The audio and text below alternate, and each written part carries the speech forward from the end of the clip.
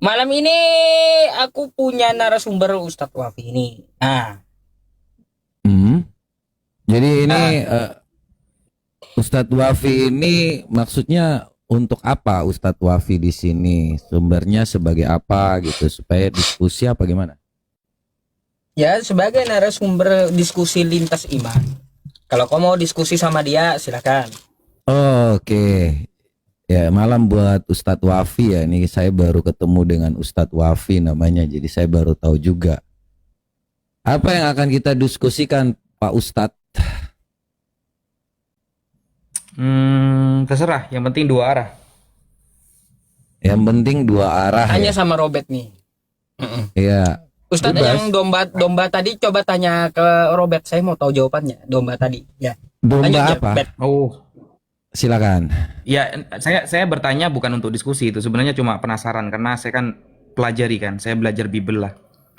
Uh-uh. Jadi ada satu ungkapan itu yang membuat saya penasaran gitu loh. Karena kayaknya penting banget.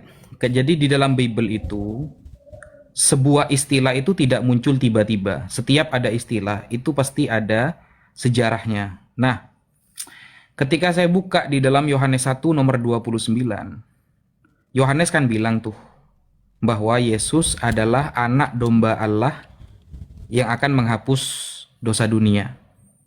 Nah, Betul. yang mengistilahkan pertama kali Yesus sebagai anak domba Allah itu kan Yohanes Pembaptis. Yohanes 1 nomor 29. Iya. Nah, Yohanes itu dapat referensi dari mana? Mengatakan Yesus disebut dengan anak domba Allah. Karena dia yang pertama kali nih yang menyebut Yesus sebagai anak domba Allah. Jadi referensinya kenapa dia kok bisa mengatakan Yesus anak domba Allah? Pasti kan referensinya merujuk kepada perjanjian lama kan? Karena dia orang Yahudi kan yang mengikuti syariat Nabi Musa waktu itu gitu loh. Di Itu Keluaran pertanyaannya. 12. Referensi dia mengatakan hmm? Di Keluaran 12 itu kan terbuka ya. Dalam Keluaran 12 kalau tidak salah tentang anak domba Allah tuh. Saya coba Itu lihat dulu kaitannya ya. sama penghapus dosa ya? Iya, jadi dalam lambang keselamatan kalau saya coba lihat ya dan baca supaya pasti ya. Soalnya kalau ngarang-ngarang 12 ayat 7 kalau nggak salah ya. Mm-mm. Karena nggak mungkin istilah itu muncul tiba-tiba kan, pasti ada rujukan dari perjanjian lama gitu loh.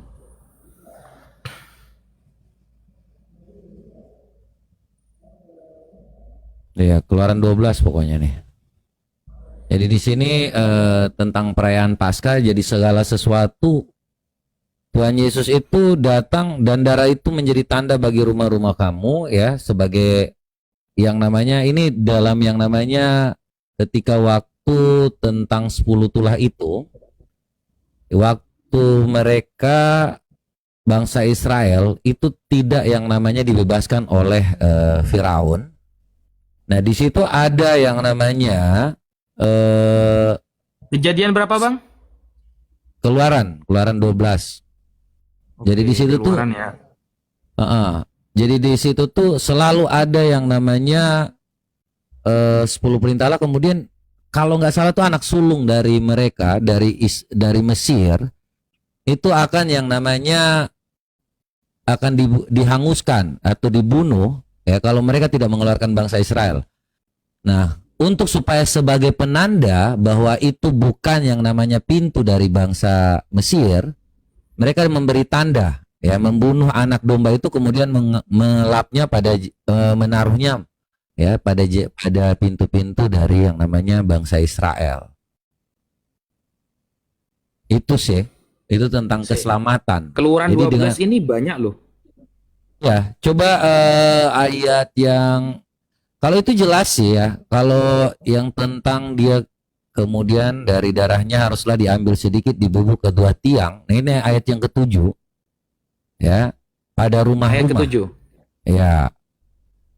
Kemudian di Bentar ya. akan pengganggu berikat sebab malam ini aku akan. Nah, ini yang di apa namanya di ayat 12-nya, sebab pada malam ini aku akan menjalani tanah Mesir dan semua anak sulung dari anak manusia sampai anak binatang akan kubunuh, dan kepada semua Allah di Mesir akan kujatuhkan hukuman, akulah Tuhan. Dan darah itu tanda bagimu pada rumah-rumah itu mana kamu tinggal. Apabila aku melihat darah itu, maka aku akan lewat daripada kamu. Jadi tidak akan ada tulah kemusnahan di tengah-tengah kamu apabila aku menghukum tanah Mesir. Jadi kalau itu referensi dari apa yang didapatkan oleh Yohanes yang namanya darah anak domba itu. Dan itu selalu dengan yang namanya keselamatan. Silakan. Boleh nggak saya tanggapi, Mas? Jadi gini. Silakan. Ini coba saya baca ini ya. Ini bukan tentang persembahan anak domba untuk penebusan dosa sih. Ini lebih ke tulah. Jadi cerita tulah yang terjadi kepada orang-orang yang ada di Mesir ya. Jadi ini kan berarti ayat ini kan di zaman Musa berarti saat itu. Di zaman Musa ketika Musa mengajak orang-orang untuk menyembah Tuhan yang benar. Nah, sehingga Tuhan-Tuhan yang lain yang menyembah Tuhan yang lain itu dimusnahkan. Nah, ini bukan konteksnya untuk menebus dosa. Jadi maksudnya begini, Yohanes itu tegas loh, ngomongnya begini. Inilah Yesus, anak domba Allah yang akan menghapus dosa dunia. Berarti kan seolah-olah Yesus ini statusnya sebagai persembahan yang akan menjadi penebus dosa. Sedangkan di sini bukan penebus dosa, malah pembantaian orang-orang yang tidak menyembah Tuhan Musa, kan begitu kan? Jadi yang tidak menyembah Tuhan Musa itu dimusnahkan kalau di sini. Bukan. Jadi kalau Anda baca di situ anak domba, seekor anak domba. Pokoknya di situ tuh kalau Anda baca menurut jumlah dan jiwa tentang anak domba itu kamu perkirakan. Artinya di situ domba itu tentang yang namanya penyelamatan, keselamatan. Jadi mereka mengoles di setiap pintu, maka pada ayat 13-nya tadi dia akan melewati. Jadi darah anak domba itu tentang keselamatan, bukan tentang pembantaian. Karena bangsa Mesir saat itu sudah diberikan peringatan, diberikan 9 tulah. Ya, mereka tetap yang namanya berkeras hati. Tetapi akhirnya Tuhan benar-benar sangat marah kepada mereka sehingga membuat yang namanya, dan pada saat itu ya memberikan yang namanya tulah ke-10 kematian bagi anak sulung bangsa Mesir. Jadi di situ yang makanya tentang keselamatan itu yang diberikan ketika waktu memanggil Yesus dengan anak domba itu tentang keselamatan yang dimaksud dari Yohanes, bahwa dia yang layak akan menyelamatkan umat manusia. Ya, di situ tentang keselamatan, bukan yang namanya tentang pengorbanan atau penebusan. Maksud dari perkataan Yohanes itu tentang keselamatan. Ya, tapi bagaimana dia akan mengorbankan dirinya itu Yohanes nggak tahu. Tetapi keselamatan itu datang dari Tuhan Yesus Kristus. Begitu. Gini Bang, bedanya ya. Kalau tentang ini kan begini, nanti kan clue-nya itu di ayat ke-11. Ya, di ayat ke-11 kan clue-nya kan. Dan beginilah kamu memakannya. Pinggangmu berikat, kasut pada kakimu, dan tongkat di tanganmu. Buru-burulah kamu memakannya. Itulah Paskah bagi Tuhan. Nah, ini seolah persembahan gitu loh. Sedangkan kasus Yesus itu penebusan. Jadi dosa sedunia ini ditebus oleh Yesus sebagai dosa. Kalau misalnya saya usul. Kalau kalau kita ajukan ayat tentang Paskah, kayaknya nggak cocok. Karena Paskah ini bukan untuk menebus dosa. Tapi untuk hadiah. Gitu ya. Bukan untuk menebus dosa. Nah kalau ini boleh nggak saya usul? Coba abang buka di Imamat 4 nomor 32. Begini. Masuk ke sana nggak kira-kira? Nggak. Kalau jadi gini, ya, ini tolong turunkan yang satu supaya kita seimbang lah kalau mau diskusi. Supaya kita tunjukin data enak. Kalau kamu minta besarin ngomong gitu, nggak perlu kok ada rungku. Nah, besarin saya. Jadi kalau teman-teman lihat ya, dalam hal yang namanya dan darah itu menjadi tanda bagimu. Nah, kalau Anda membaca Yohanes 1 ayat 29 di sini ya, itu bukan yang namanya Yohanes sudah tahu bahwa dia akan dikorbankan, tidak pernah. Tetapi dia mengatakan itu karena dia tahu bahwa Tuhan Yesus itu adalah anak domba Allah yang menjadi penghapus dosa. Jadi tidak ada di sini tentang kematian. Dia tidak tahu nanti Yesus itu mau datang dalam kematian, tidak. Tetapi mengibaratkan tentang keselamatan. Jadi Anda kalau membaca ini bukan menghapus dosa dengan membunuh, tidak. Di sini Yohanes tidak ada diksi dengan kata-kata atau kalimat untuk yang namanya menghapus dengan cara dibunuh, tidak.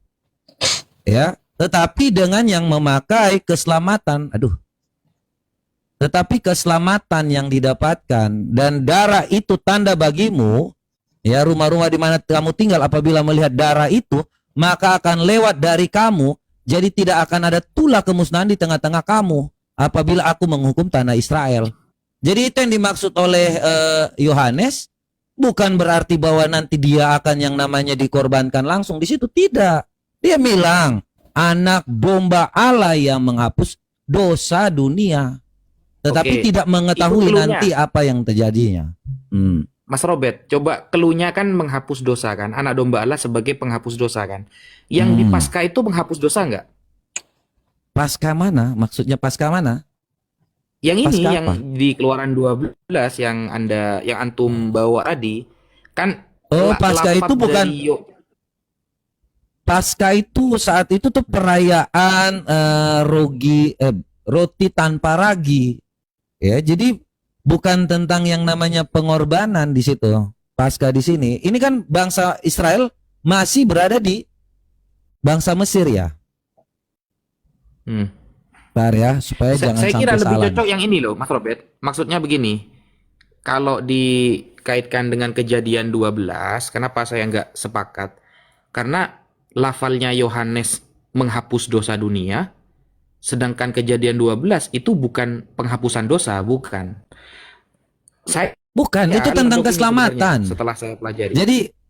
Jadi kalau Pak Ustadz menilai bahwa itu adalah suatu hal yang tiba-tiba harus dikorbankan, tidak. Yohanes menganggap di situ bahwa Yesus datang untuk menghapus dosa dunia, bukan dengan cara mati. Nggak ada yang tahu bahwa Yesus itu akan mati, nggak ada. Yohanes mengatakan seperti itu karena memakai diksi untuk penyelamatan. Jadi siapa yang mengikut dia, maka tidak akan dihukum oleh Allah. Sama seperti Kejadian 13 tadi. Oke. Jadi tidak ada narasi bahwa Tuhan Yesus itu datang untuk mati, tidak ada di situ. Oke, coba lebih cocok ini enggak? Kalau menurut saya lebih cocok ini daripada Kejadian 12, maksudnya lebih masuk gitu loh. Di Imamat 4 nomor 32, di sini kan ada begini. Jika ia membawa seekor domba sebagai persembahannya menjadi korban penghapus dosa. Nah nih, ini langsung cocok kalau ini nih. Tidak. Jadi Korban tidak penghapus ada di dosa. situ. Nah, haruslah Tidak ada di situ. Jadi tidak ada di situ bahwa Haruslah dia harus korban. membawa Itu seekor dia betina tidak yang bicara tentang hukum, Bang. Ya, Pak Ustadz. Loh, Dia di ini situ untuk tidak bicara persembahan tentang domba hukum. untuk penghapus dosa. Iya, Yesus tuh datang untuk menyelamatkan. Jadi bukan untuk yang namanya dia dikorbanan. Tidak ada yang tahu. Yohanes Menyelamatkannya dengan tidak menghapus dosa kan? bukan.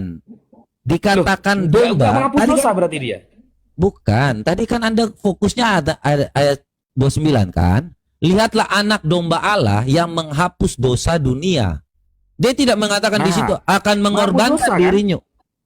Loh, saya tadi kan sudah bilang Keluaran 13 tadi, itu kan jelas tentang penyelamatan.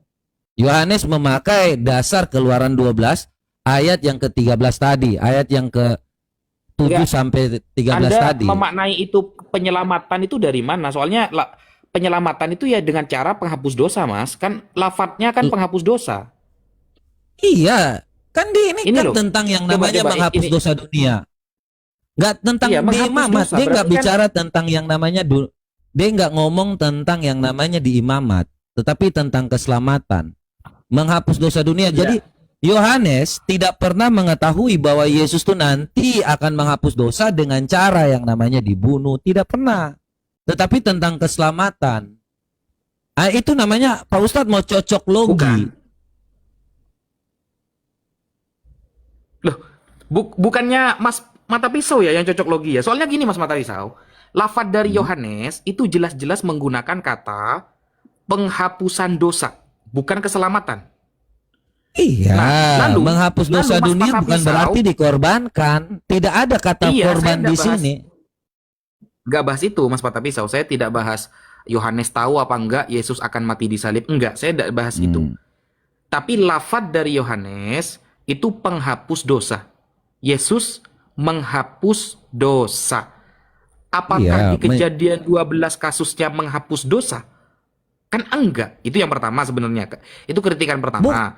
Coba yang kritikan abang kedua, Pak Ustadz baca darahnya ya. Jadi ketika waktu anak domba itu ditaruh di dalam pintu mereka, mereka tidak ada yang mati di situ.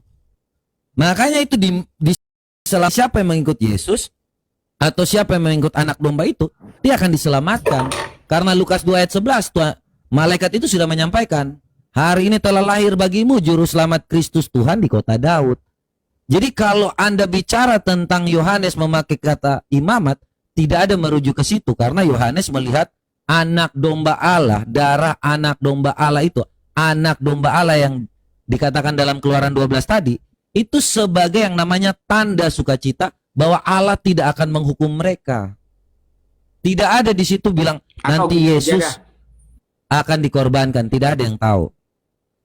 atau gini aja dah biar enak, biar tidak kesannya asumsi.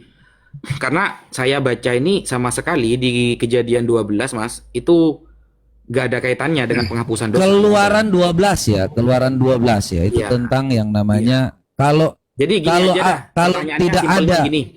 kalau tidak ada sebentar, kalau tidak ada hubungannya ya, tentu di situ apa hubungannya dengan anak domba di situ. Sedangkan kalau di imamat tadi apa? Tentang apa? Imamat tadi Sama, tentang apa? domba. Ya, coba imamat berapa tadi? Saya Imamat buka berapa? ya. Mm. Imamat 4. Imamat 4 Imamat nomor 4 ayat 32. 11. Oh, Imamat Nomor 32. 4 ayat 32 sebentar ya. Lebih cocok ke sana sih kayaknya. Karena jelas penghapusan dosa, lafadznya sama. Oke ya. Ini jika engkau membawa seekor domba sebagai persembahan, ya ini ya, menjadi korban penghapus dosa. Ia harus membawa seekor betina yang tidak bercela. Loh, itu kan betina. Hubungannya apa? Ini ya, besarin saya Yusuf. Domba penghapus dosa kan? Iya. Kan yang di situ tidak ada anak domba. Haruslah ia membawa seekor betina yang tidak bercela. Kok tiba-tiba dihubungkan Yohanes gak buta loh? Yesus itu bukan betina. Gimana sih? Berarti mengarah kepada gender juga ya? Loh, anak domba kalau di sini kan jelas. Ya, kalau pasca ini ketika Anda melihat di sini seekor, masing-masing seekor anak domba. Jadi harus dipahami apa yang dikatakan. Kalau Anda mau memakai kata anak domba di sini lebih jelas. Anak domba. Ya. Ini Tapi bukan penghapus dosa. seekor anak domba. Nggak jelas. Sebentar. Seekor. Loh, tadi yang saya bilang bukan tentang menghapus dosa, tentang keselamatan. Orang kalau mau selamat ya dosanya tidak ada dong. Kan itu logikanya. Anda mau selamat gini aja gimana? Anda bisa Gampangannya gini Mas. mencapai yang namanya surga, Anda harus mencium hajar aswad dengan menghapus dosa. Kan begitu. Kalau Yesus ini datang untuk menyelamatkan, bukan contohnya seperti, mohon maaf ya buat teman-teman muslim, jangan dipikir bahwa dengan menghapus dosa seperti yang namanya Anda lakukan, mencium batu. Tidak. Yang dimaksud Yohanes, penghapus dosa itu tentang keselamatan. Ya.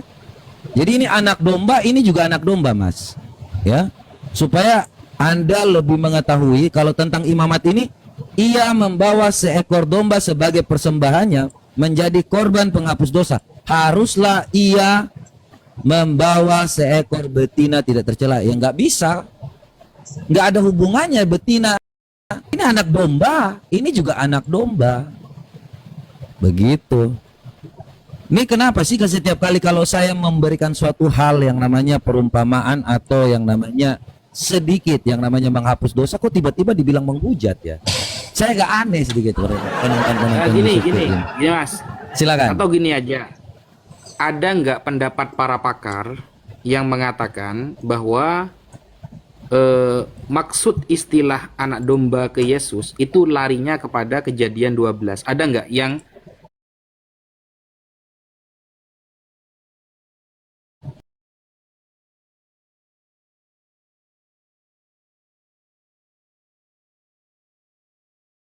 Yohanes itu mengerti tentang yang namanya bangsa Israel. Dia seorang Israel. Dan dia menganggap Yesus itu adalah keselamatan. Lukas 2 ayat 11. Hari ini telah lahir bagimu juru selamat, Kristus Tuhan di kota Daud. Ini tentang keselamatan.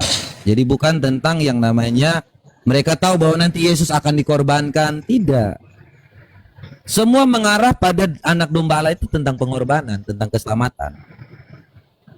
enggak? Maksudnya ada nggak para pakar yang mendukung tafsiran Anda seperti itu, bahwa maksud Yohanes 1 nomor 29 arahnya kepada Keluaran 12? Loh, memang arahnya ke situ. Tidak ada pakar-pakar. Semua orang Kristen akan mendukung seperti apa yang saya sampaikan.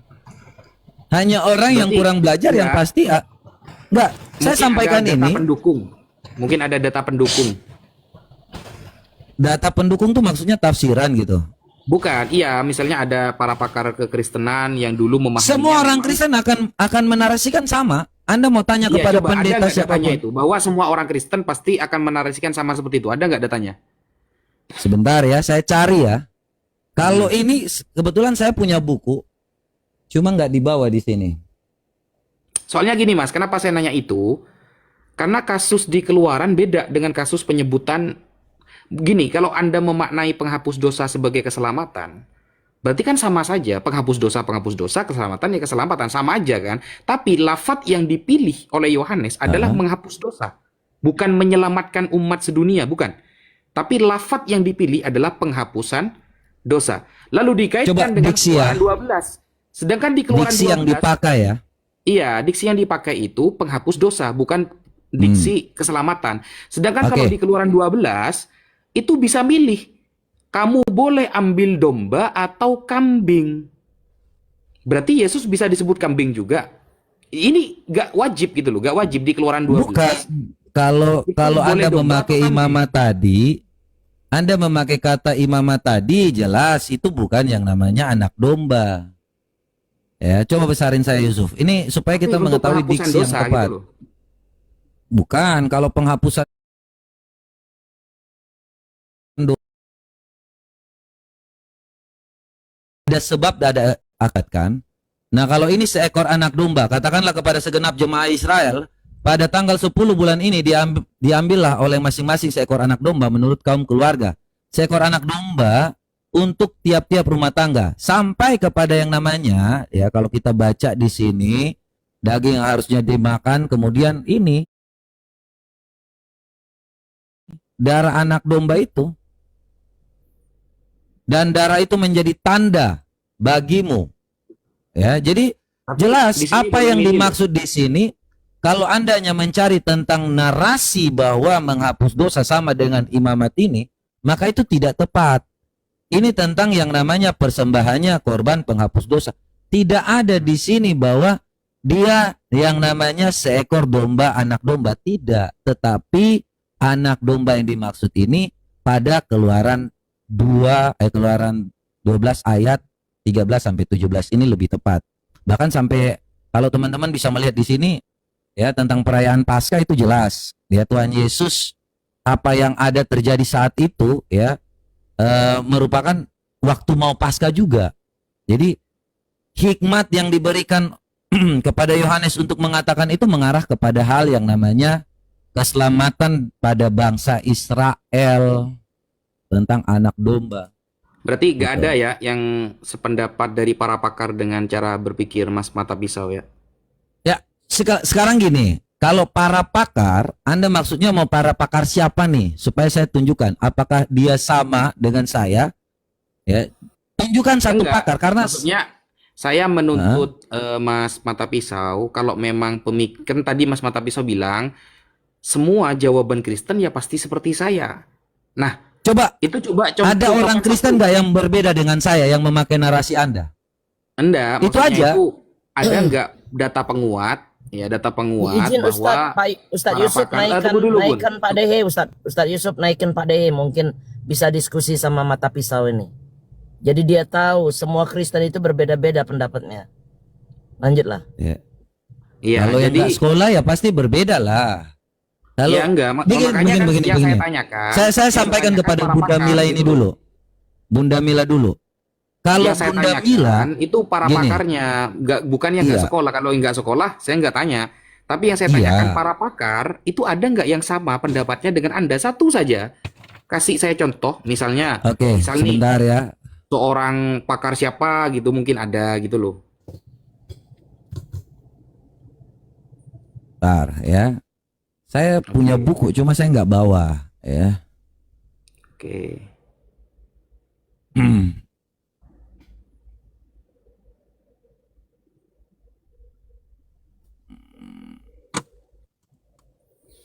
Mendukung tentang yang namanya Istilah anak domba dikaitkan dengan Keluaran 12 gitu. belum dapat saya ini. Nanti saya akan bukakan.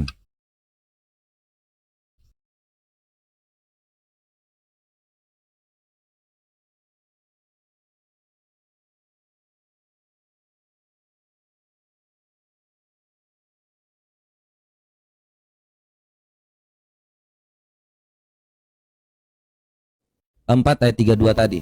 Saya pastikan kalau ada orang itu yang memakai imamat 4 ayat 32, ya, saya mau minta debat dengan dia. Gitu aja. Karena Oke. saya mengambilnya jelas. Berarti Oke.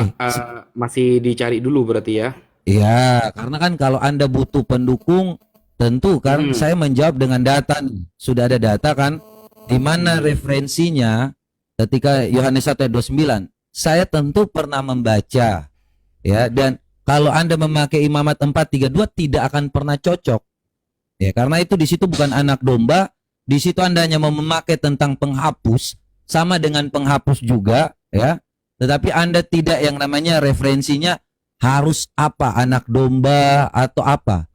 Ya, kalau Anda membaca imamat 32 ini, ya, ini bicara lebih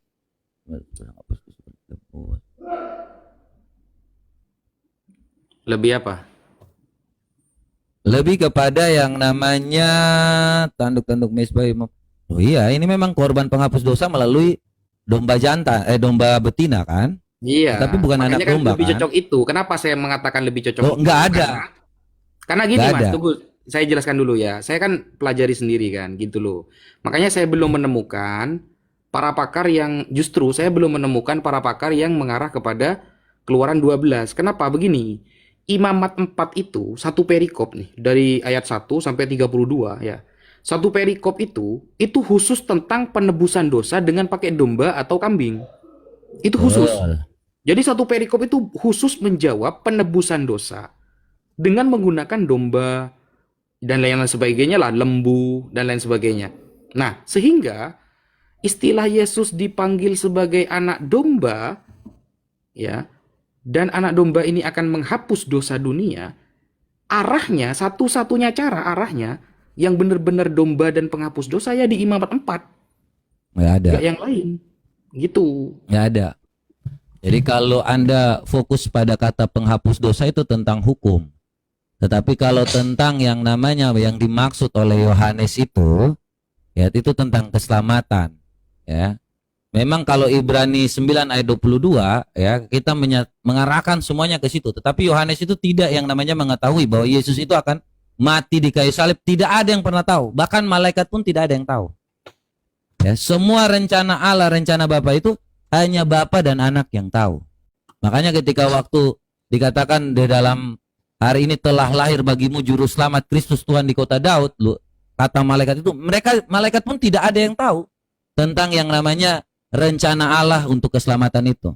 Makanya hikmat dari Yohanes itu mengatakan tentang anak domba Allah yang akan menyelamatkan dunia atau menghapus dosa dunia. Gitu.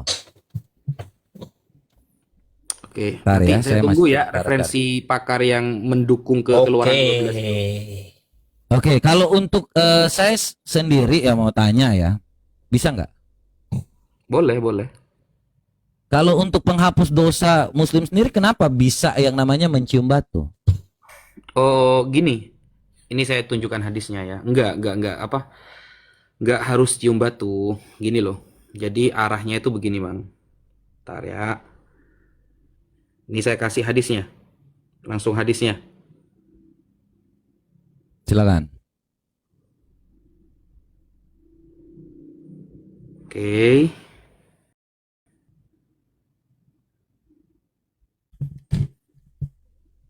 Nih, kata balik ya.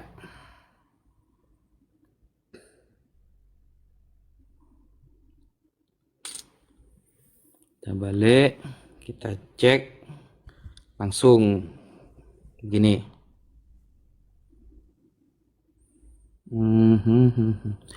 Jadi ini hadis yang disampaikan Rasulullah yang menjadi jawaban bahwa tidak harus mencium batu, enggak. Nah, bahkan Al-Quran, ini saya kasih Al-Quran lah, dosa hadis lah. Bahwa antum buka surah Hud ayat 114. Surah Hud. Ya. Surah Hud ayat 114.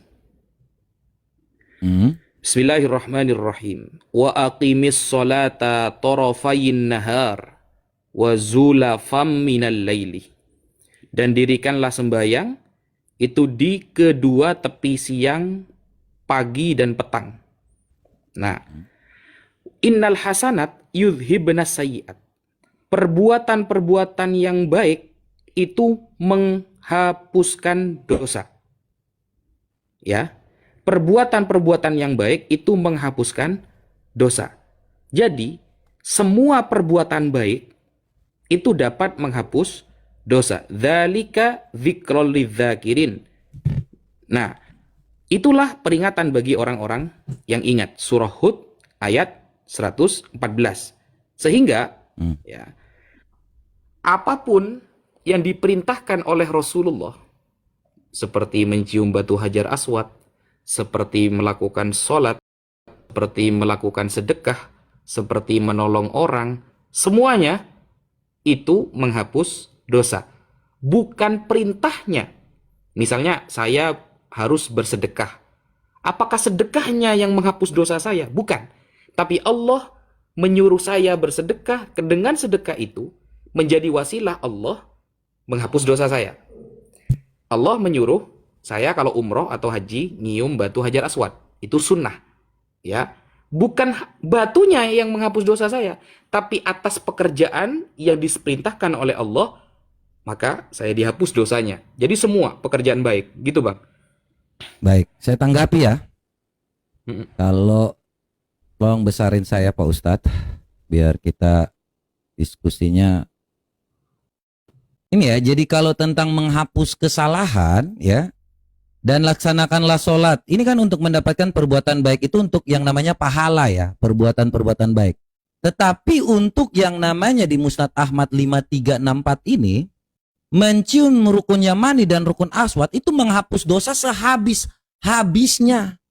Jadi dengan yang namanya mencium rukun yamani dan rukun aswad, itu yang namanya menghapus dosa sehabis-habisnya. Kalau tadi dibilang bahwa ada di dalam Quran terkait dengan yang namanya hal seperti ini kan yang namanya perbuatan cari pahala gitu kan. Kalau ini habis-habisnya. Nah, ini yang menjadi pertanyaan saya ya, ketika waktu ada habis-habisnya ini, tahu dari mana Nabi Shallallahu Alaihi Wasallam ya mengetahui tentang menghapus dosa sehabis-habisnya ini. Ya, karena tidak mungkin semua orang muslim yang pergi ke Mekah, mereka berupaya yang namanya mencium rukun yamani dan rukun aswad, itu mereka benar-benar ingin supaya terhapus. Kalau memang hanya untuk yang namanya perbuatan salat, menghapus yang namanya laksanakan salat, ya tidak perlu harus berlomba-lomba untuk pergi mencium, karena jangan sampai hadis ini mereka tidak yakini lagi ya. Jadi ini habis-habisnya ya. Jadi yang dipercaya oleh umat muslim akan menghapus dosa sehabis-habisnya. Contohnya gini ya Pak Ustadz, saya kasih contoh. Bahwa ada yang namanya sholat di dekat Masjidil Haram. Itu kan perbuatan sholatnya itu amalannya lebih tinggi ya dibandingkan kalau dari rumah ya. Benar nggak sih? Ada nggak sih yang mengatakan benar kan? Nah, begitu juga kalau batu ini, kalau Anda berhasil mencium, maka dosa Anda akan habis sehabis-habisnya.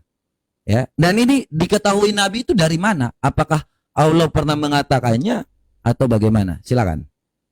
Oke. Jadi konsepnya begini Mas. Konsepnya itu kita harus mengikuti Rasulullah dalam segala hal. Itu yang ngomong bukan saya, tapi Al-Qur'an. Ya. In kuntum tuhibbunallah fattabi'uni. Kalau kamu mencintai Allah, maka ikutilah aku, kata Nabi Muhammad. Ikutilah aku. Nah, berarti apapun yang dilakukan oleh Nabi Muhammad itu disetujui oleh Allah. Karena Allah tidak membatasi. Di dalam Al-Quran, kalau ingin cinta kepada Allah, ya ikutilah Nabi Muhammad SAW. Satu. Itu kan umum nih. Sudah umum. Nah, pertanyaan Anda itu cuma satu, khusus pertanyaannya. Maka terjawab dengan yang umum tadi. Maka ketika Allah menyampaikan innal hasanat yudhibna sayyiat. Pekerjaan-pekerjaan yang baik, apapun, sedekah. Jadi kalau pekerjaan baik, otomatis yang menjadi standar kan Rasulullah. Karena yang ngajari kita Rasulullah. Nah, apapun yang dilakukan Rasulullah, berarti itu dapat menghapus dosa. Jadi bukan batunya, bukan. Ini, makanya saya kasih penguat ya. Saya kasih penguat nih. Nih, saya kasih data misalnya. Nih ya. Tentang rukun Yamani, maka Sayyidina Umar bin Al-Khattab berkata, nih, apa kata Sayyidina Umar? Ma taraktu istilah mahadainir ruknain fil Yamani wal hajar. Mudh ra'aitu Rasulullah sallallahu alaihi wasallam yastalimuhuma. Aku tidak pernah meninggalkan dua rukun Yamani dan mencium batu Hajar Aswad sejak Rasulullah melakukannya. Fi syijjatin wala rohok. Nah, gara-gara Rasulullah yang melakukan, maka hal itu bernilai pahala. Kalau sudah bernilai pahala, berarti dapat menghapus dosa, gitu loh Bang. Paham ya?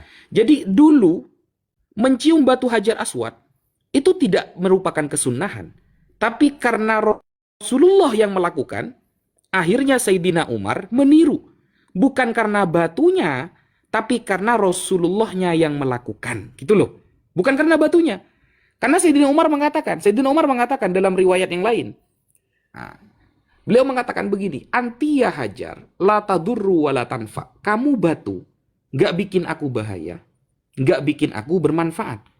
Lau anni ma ra'aitu Rasulullah yuqabbiluk ma qabbaltu.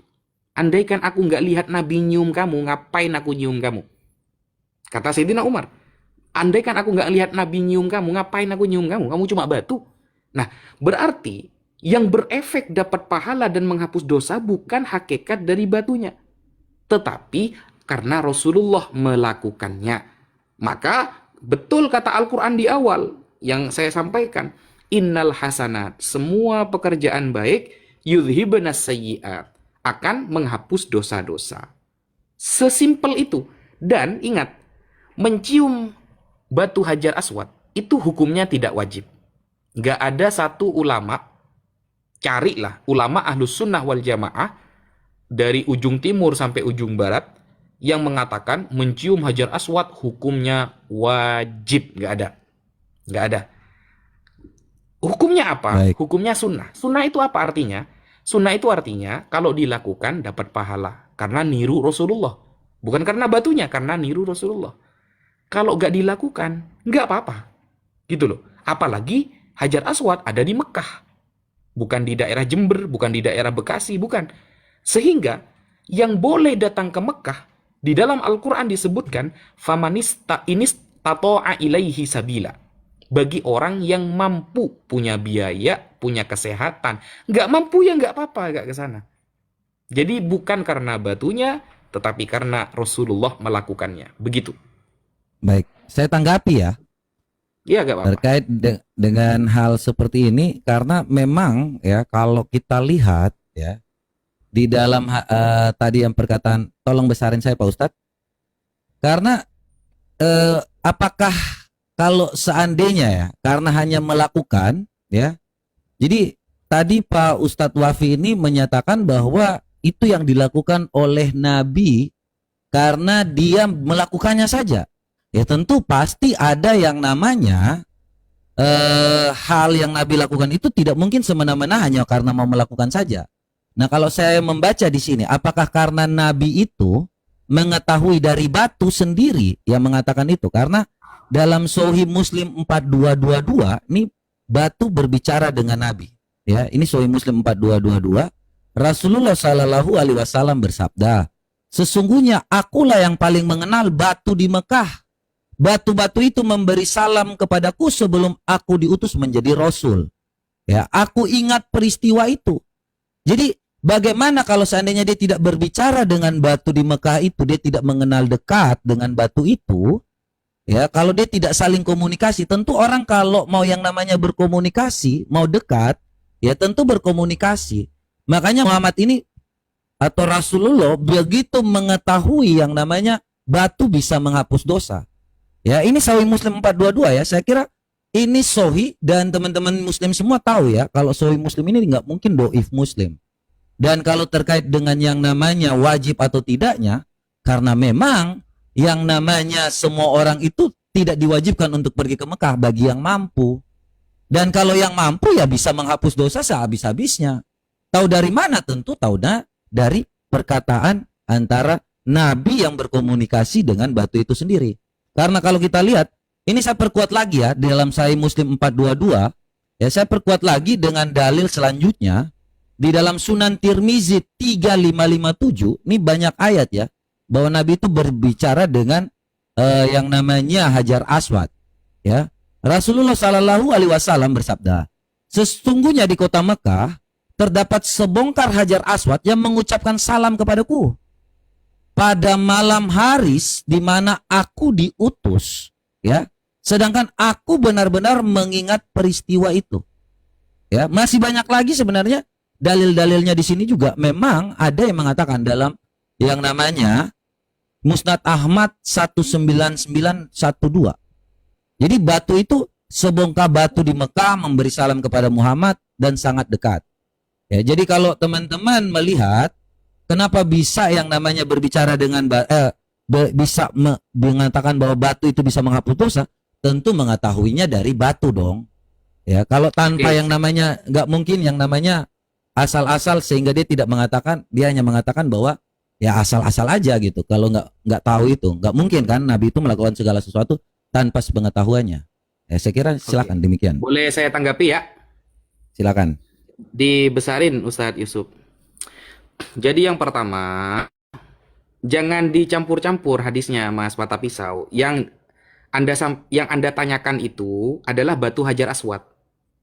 Sedangkan yang Anda baca hadisnya itu bukan batu Hajar Aswad, tapi ada sebongkah batu di daerah tersebut. Itu bukan Hajar Aswad. Coba antum buka di syarah hadis ya, di penjelasan hadis itu bukan Hajar Aswad, bukan.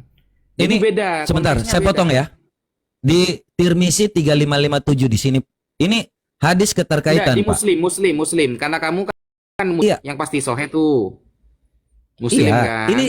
ini hadis terkait. Coba Ustadz Yusuf kita bukain ya. Jadi ini hadis terkait yang disampaikan sendiri terkait dengan yang Sahih Muslim ini. Kalau teman-teman sering membaca yang namanya hadis, ini hadis terkait karena hal yang namanya kota Mekah mengucapkan salam kepadaku, narasinya sama. Coba Pak Ustadz Yusuf besarin dikit Iya, enggak. supaya. Maksudnya ada nggak penjelasan kalau batu-batu itu adalah batu Hajar Aswad? Iya, ini yang saya tunjukkan nih. Hajar Aswad. Sebongkah batu Hajar Aswad yang mengucapkan salam kepadaku. Oke, Ya, gini. silakan. Gini. Jangan dipotong dulu ya, jangan dipotong ya. Ya, silakan. Oke, gini. Biar Mas Mata Pisau paham. Jadi sebenarnya itu bentuk framing Mas Mata Pisau. Framingnya begini. Framingnya begini. Anda mengatakan bahwa dari mana Nabi Muhammad melakukan ini? Kok bisa tahu kalau ini menghapus dosa? Ya tahunya dari batu itu karena sering ngobrol. Padahal isi hadisnya itu hanya mengucapkan salam loh. Bukan tentang pengetahuan akan menghapus dosa. Ingat, hadisnya berbunyi hanya ngirim salam. Tidak ada hadis cari dari ujung timur sampai ujung barat yang menerangkan bahwa batunya